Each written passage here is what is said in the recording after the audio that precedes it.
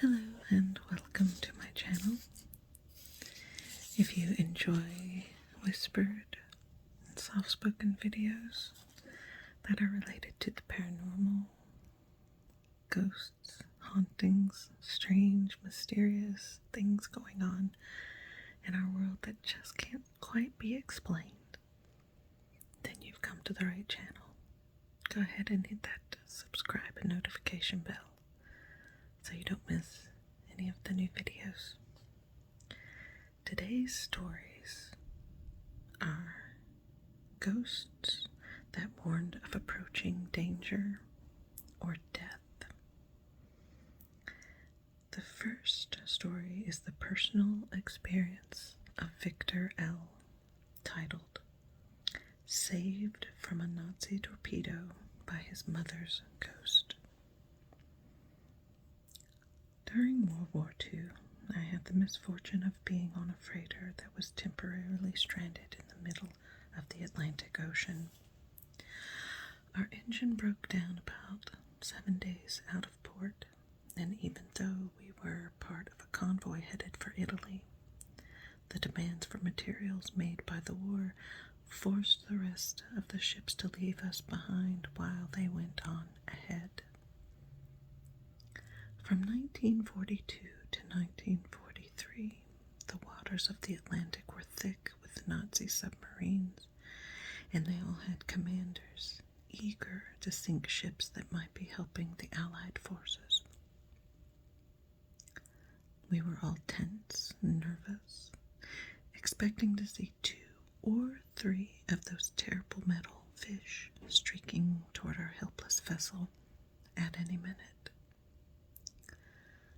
By the third day of bobbing in the water like a sitting duck during hunting season, the crew had become really jumpy and tense.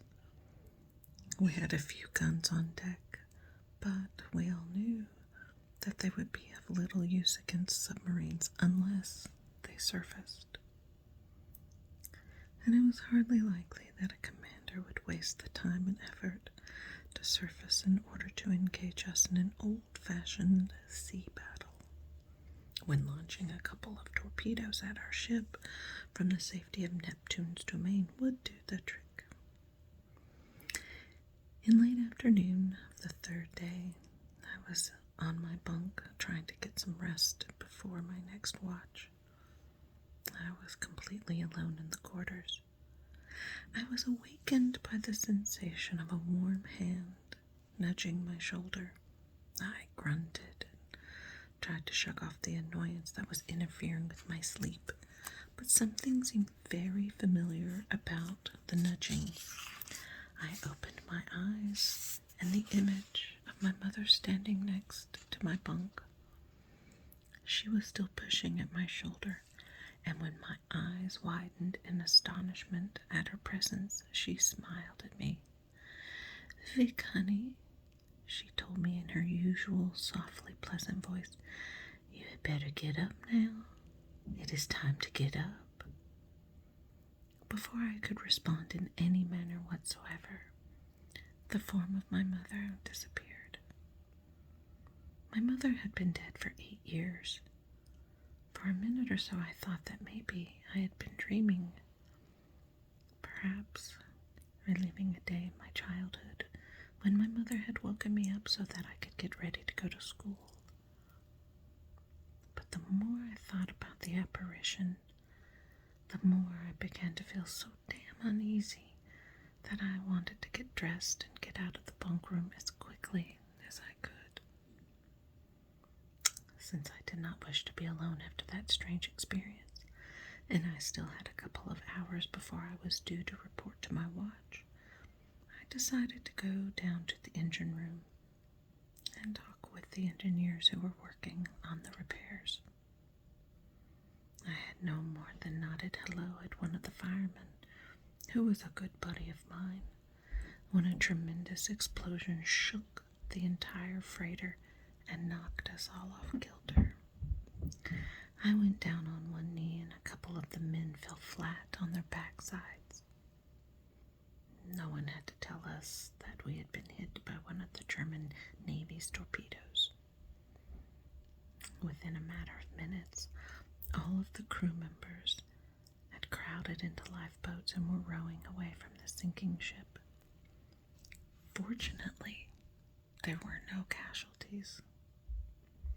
But as I looked back at the slowly sinking freighter, I clearly saw that there would have been a fatality if the ghost of my mother had not awakened me when she did.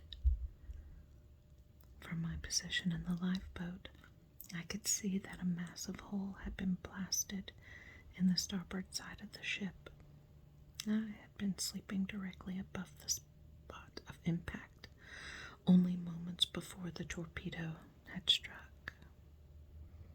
My mother had somehow managed to go on recess from heaven so that she would be able to wake me up just in time.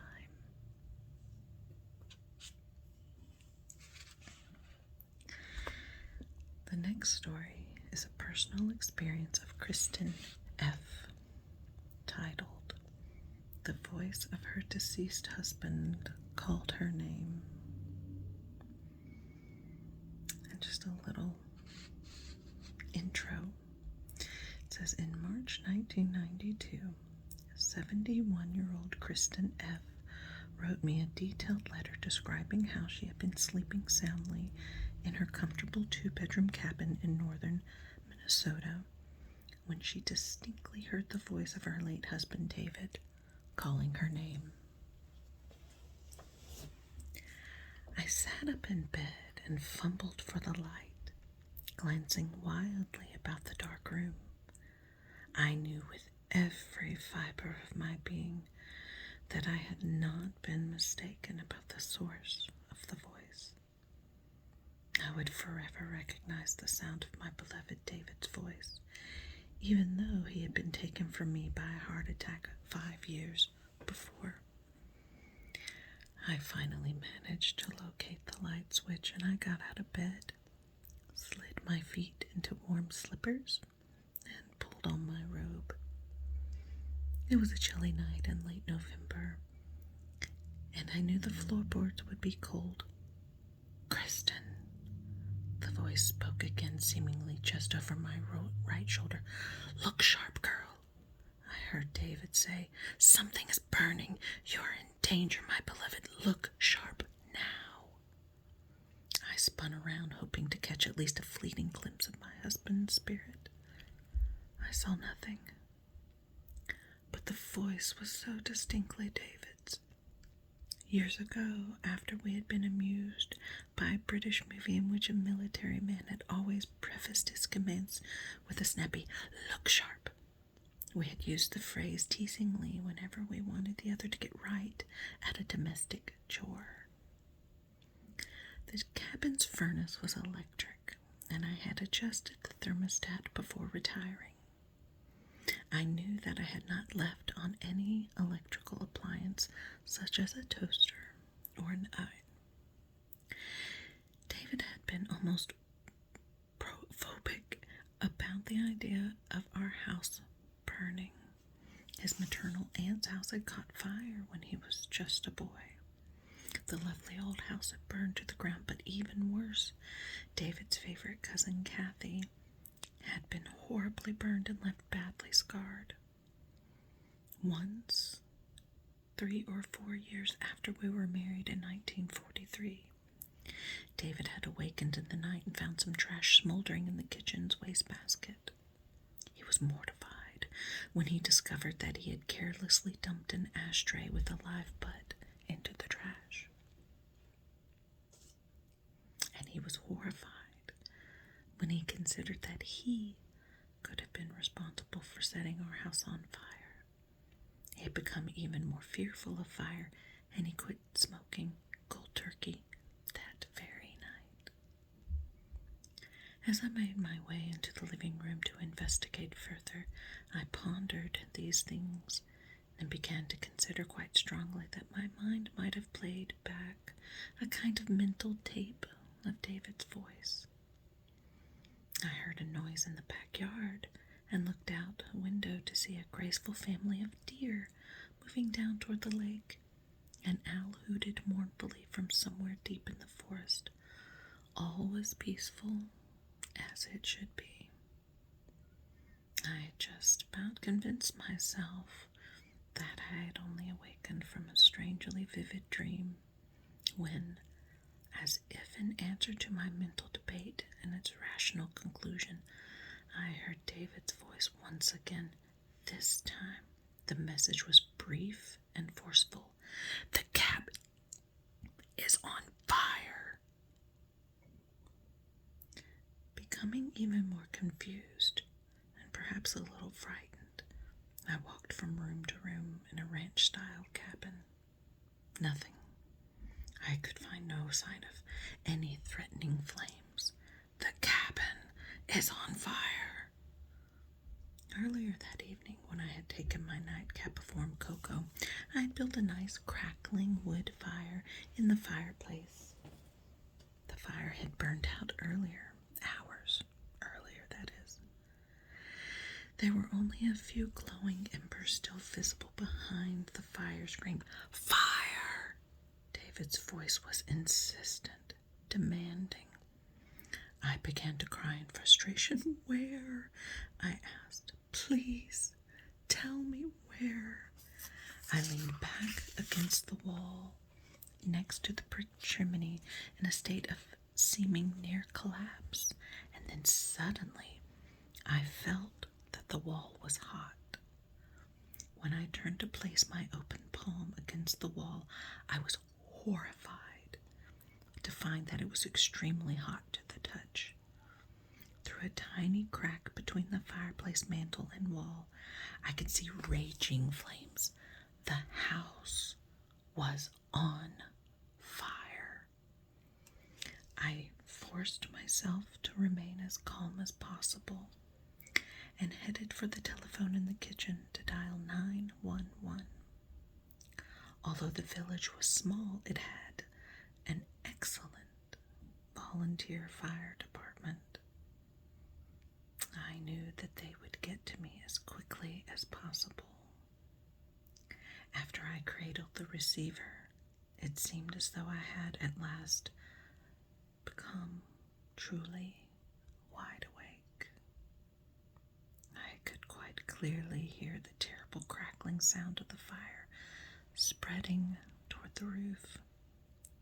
Tendrils of dark smoke were moving across the living room like the greedy fingers of fire seeking objects for consumption. I decided it would be safer to await the fire department in the yard, and even as I was pulling on a heavy coat to wear over my robe, I heard the eerie wail of a siren shrilling a summons to the volunteer firemen. "Thank you, David," I said to the stars. "Thank you, my darling, for saving my life."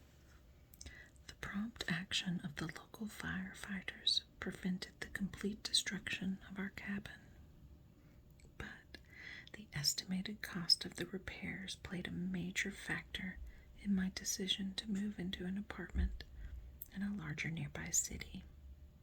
I miss the solitude of our cabin by the lake, but I strongly sense that David's spirit feels better now that I am closer to our friends and family and am not so lonely. Our next story is the personal experience of Susan, titled "The Spirit of Their Mom Waved Them Back from Danger." We lost our mother when I was just a young girl of 12. We were living in Eureka. I'm not sure if I'm saying that right. It's Yreka, California. The other kids and I were terribly despondent over the loss of Mom, and Dad was taking her death just as hard as we were. There were 4 of us kids, and I was the second oldest. Deborah was 14, Paula was 8, Douglas was 6. We all cried ourselves to sleep every night for weeks after Mom's funeral in March 1973. We could hear Dad crying in his room, too. We all just miss Mom so much. Daddy stuck it out in Eureka until school was dismissed for the summer. Then he decided that it would be best for the entire family if we moved to another town and made a fresh start. There was just too many memories of Mom and Eureka, he told us. It would be easier for all of us to get on with our lives if we weren't thinking about Mom all the time. Dad decided that we should try a whole new and different lifestyle while we were at it. Through one of the cousins, he had heard about this old farmhouse outside a small town in Oregon, and he thought that we should check it out. On June 16th, when we stepped out of the station wagons, we kids took one look at the ramshackle house and started to pray that Dad wouldn't like it in the country. The house was big enough. It had 6 bedrooms, a large country kitchen, a neat living room with window boxes. The problem was it was really run down and needed a lot of fixing up. Deborah and I knew that Mom's illness had cost Dad a lot of money. And then, of course, there had been the funeral expenses. While the low asking price of the big old house might appeal to Dad's busted budget, we hoped that he would realize how much money we would have to spend to fix the place up to make it really livable. Paula and little Doug were excited about the large barn, the various outbuildings, the animal sheds. They immediately began to dream about having horses to ride. While Dad discussed terms with the landlord, the 4 of us kids set off on the tour of inspection of the sprawling house. We had already decided who got what room, and even climbed the dusty steps to the attic, where we found some potential treasure chests of old clothes and hats that some family had left behind. They would be just great for playing dress up. Finally, only the basement remained for us to explore. Paula protested that she didn't like basements because they were dark and smelly and spooky. Little Douglas was certain there were monsters living under the stairs, and his large blue eyes grew even wider at the thought of braving the dark unknown. I teased them for being little sissies. I promised that we would find some neat things that someone had left down there. However, Paula was adamant that she and Douglas would stay upstairs while Deborah and I explored the underworld. "If we're going to live here, big sister," Deborah told them, "you can't be afraid to go down into the cellar." Paula could not suppress an involuntary shudder. "Oh, I hope we don't have to live in this creepy old place." "That's for Dad to decide," Deborah reminded her. "Come on now. I'll take Dougie's hand, and Paula, you take Susan's hand, and we will all run down the basement stairs together. You can't be afraid if we're all together." Reluctantly, Paula and Douglas did as they were told, and we were about halfway down the stairs when we all came to a sudden stop. There, at the bottom of the stairs, was Mom. All of us saw a clear image of our deceased mother. Later, when we discussed what we had seen, each one of us described her in the same way. She had on this really pretty sundress with big flowers on it that all of us had loved so much. Her long blonde hair was braided like she often fixed it in warm weather. But most of all, we saw her beautiful smile. She was smiling up at us so lovingly. I will never forget the image that I saw of Mom that day in the old basement. probably would have run into the arms of our loving, smiling mother if she had not begun to make motions that we should go back up the stairs and not continue our descent into the basement. When Paula moved down a couple more steps towards Mom, she frowned and made a motion that Paula should stop.